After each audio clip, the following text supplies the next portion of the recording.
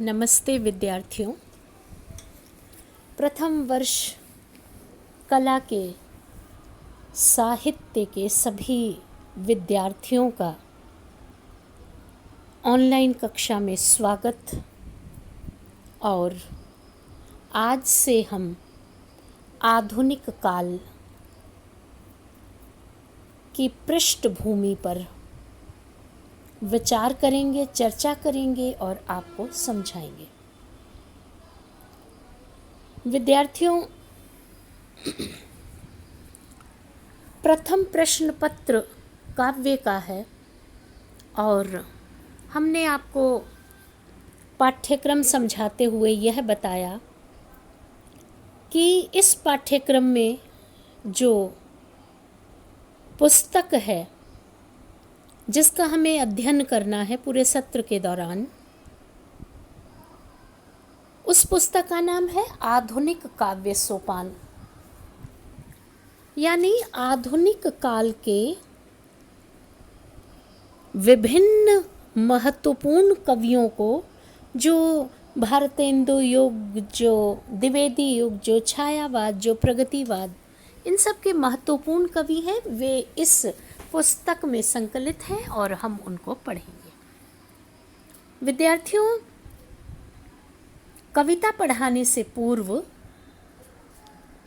हम कुछ दिन आधुनिक काल के इतिहास संबंधी जानकारी और इसके साथ ही आधुनिक काल की काव्य धाराओं के बारे में आपको समझाएंगे। तो विद्यार्थियों, आज इस पहले दिन आधुनिक काल की पृष्ठभूमि पर हम चर्चा करेंगे, आपको समझाएंगे। आप सभी साहित्य के विद्यार्थी अवगत ही हैं कि हमारे हिंदी साहित्य के 4 काल हैं। पहला काल है आदिकाल या वीर गाथा काल, दूसरा काल है भक्ति काल, तीसरा काल है रीति काल और चौथा काल है आधुनिक काल। यानी आधुनिक काल की पृष्ठभूमि पर चर्चा करने से पूर्व पहले के 3 कालों को हम संक्षिप्त रूप में आपको समझाएंगे। विद्यार्थियों, आधुनिक काल चौथा काल है और इस काल के निर्माण में और इस काल की पृष्ठभूमि में बहुत सारी चीज़ें परिवर्तित हो चुकी थी। साहित्य के उस प्रथम काल के बारे में हम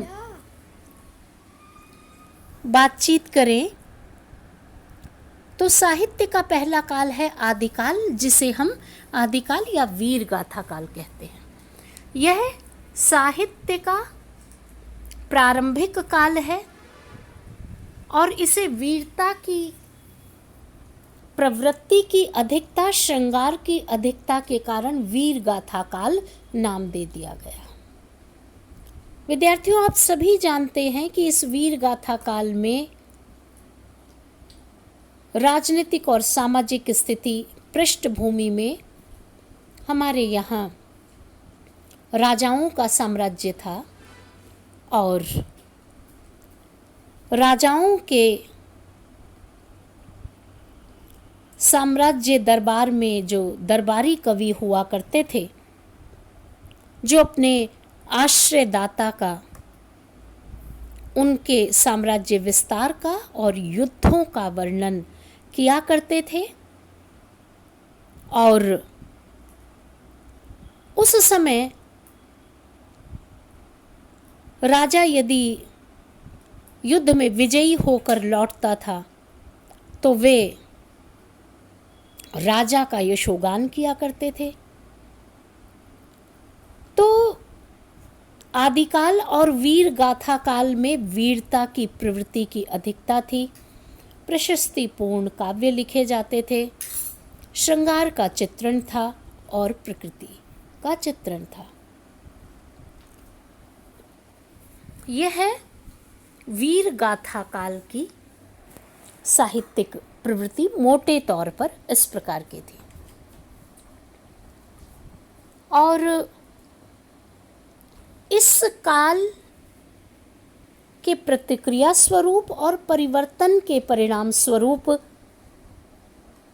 जब जनमानस के मन में राजाओं के प्रति श्रद्धा लगभग समाप्त सी होने लगी और आम जनमानस इस बात पर विचार करने लगा कि वह राजा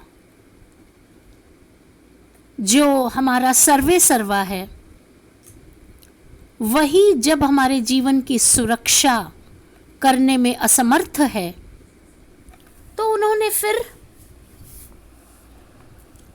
तलाश किया उन भावों को। जनमानस ने इस बात पर विचार किया कि हम अपने घरों में देवी देवता की आराधना, पूजा, मानसिक करके अपने आप को एक प्रकार से आत्मबल प्रदान करते हुए सुरक्षा प्रदान करेंगे, तो इन भावों के साथ साहित्य के दूसरे काल का जन्म हुआ, जिसे हम भक्ति काल कहते हैं। विद्यार्थियों, आप सभी परिचित हैं कि भक्ति काल में भक्ति की पद्धति चारों तरफ दिखलाई पड़ रही थी। आप सभी ने भक्ति काल के विषय में एक बात सुन रखी है, और वह यह है कि भक्ति काल साहित्य का स्वर्णिम युग है। यह स्वर्णिम युग क्यों है?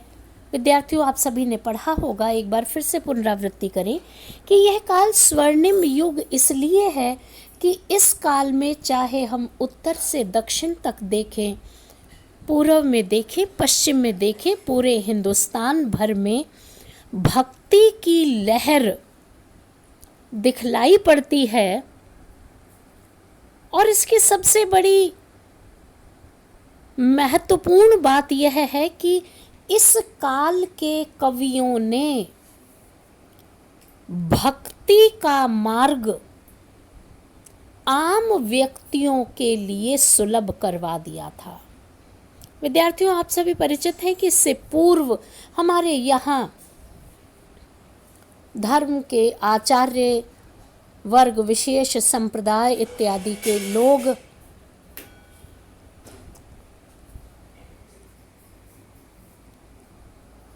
भक्ति को लेकर, मंदिरों में जाने को लेकर उन्होंने कुछ मार्ग तय कर दिए थे। वे धर्म के साथ साथ अर्थ के केंद्र भी बन रहे थे। इसलिए भक्ति काल के कवियों ने, विद्यार्थियों, भक्ति काल के कवि वे व्यक्ति थे जो सामान्य निर्धन निम्न वर्ग के होते हुए भी अपने कर्म के साथ भक्ति के मार्ग को इतना सरल बना दिया कि जन सामान्य उसमें विश्वास करने लगा, और इसलिए भक्ति की विभिन्न शाखाओं और प्रशाखाओं का उदय, विकास और विस्तार भारतवर्ष में दिखलाई देने लगा। इसीलिए सूर, तुलसी, मीरा, नानक, रैदास, ये सभी इस काल के महत्वपूर्ण कवि हुए जो विभिन्न अपने अपने मतों में विश्वास रखते थे। विद्यार्थियों, इस प्रकार से विद्यार्थियों, साहित्य के ये दो काल और इनकी प्रवृत्तियां इस प्रकार की रहीं। रीतिकाल और आधुनिक काल पर विद्यार्थियों कल चर्चा करेंगे। धन्यवाद।